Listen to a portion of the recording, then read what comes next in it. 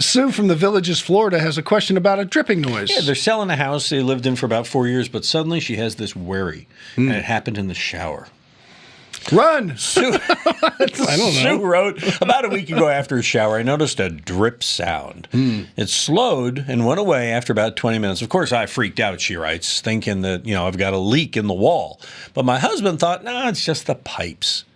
But he's no plumber, so I wasn't satisfied, she says. So I set out on the internet and came across HomeShowRadio.com. She found our site, became more of a believer in her husband, but she's still not satisfied. So she wants to know, Tom, she's hoping that you'll say, yep, nailed it.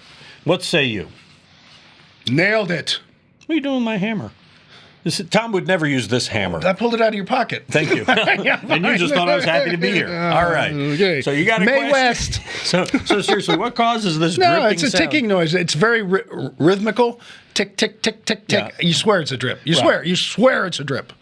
It's just the pipes expanding, and once it comes to a temperature, usually on the hot side, it stops. Now, here's what I love about Sue. She's really thorough. I didn't put this, I edited this out of her question. But she said that what they did was just to make sure they turned off the hot water heater, ran out all the hot water, and then ran a shower again, turned it off, and there was no ticking sound. So clearly it was related to the hot water. Oh, yeah. The pipes expanding and contracting. Sue, you get our thorough award this week. And you are a scientist. And we're going to mail you your prize. Unfortunately, you will have sold the house and moved, and the next guy will get it, but that's just how life goes.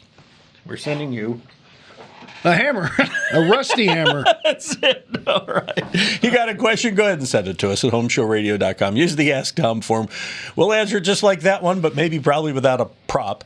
And we'll put it up in a video just like these ones over here. And like our channel and click the bell, Ding. and we'll ring yours when we post a new one.